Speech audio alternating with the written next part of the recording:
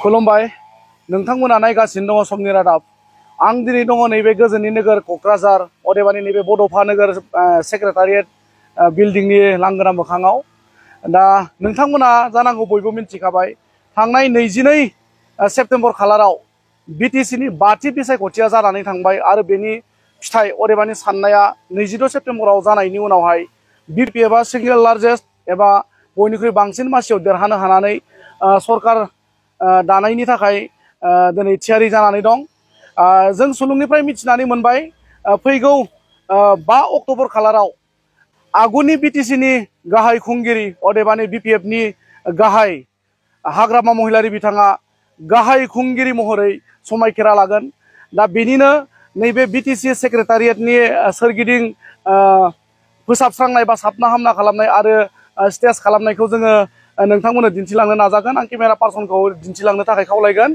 5 खालाराव जानो गोनां जिथु समायखिरा लानाय हाबाफारि बिपिएफनि बियो रायजोफोरनि गेजेराव जागोन। जों खोनानो मोननायावहाय बा अदेबानि मैयासिमाव बिपिएफनिफ्राय देरहालांनो हानाय गासै एमसिएलए बिथांमोना हाग्रामा महिलारिनि दैदेननायाव गुवाहाटीसिम थांनानै रायजो बेंगिरि बिथांखौ हांख्रायदों। आसामनि गिबि मन्त्रि डक्टर हिमन्त बिश्व शर्मा बिथांखौबो आलासि महरै हांख्रायदों। बेबायदिनो बिथाङा बुंदों नर्थ इस्टनि माखासे सीएम बिथांमोनखौ हांख्रायनाय जागोन होननानै जों सुलुंनिफ्राय मिथिना मोनदों। दा आं केमेरा पार्सनखौ दिन्थिनो थाखाय खावलायगोन। नैबे समायखिरा लानायनि थाखाय जिहेतु स्टेज बा जौसां बानायनाय बेखौ जोङो दिन्थिलांनो थाखाय बा समनि रादाब नायगिरि बिथांमोननो जों दिन्थिलांनो थाखाय जों नाजागोन।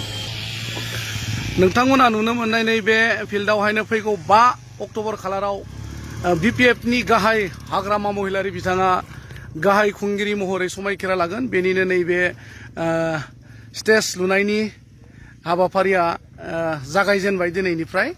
दा नैबेबादि थासारि आं नोंथांमोननो दिन्थिलांनो नाजागोन। सोरगिदिं बिटिसि सेक्रेटारियेटनि सोरगिदिं फोसाबनाय बे हाबाया सोलिगासिनो दङ।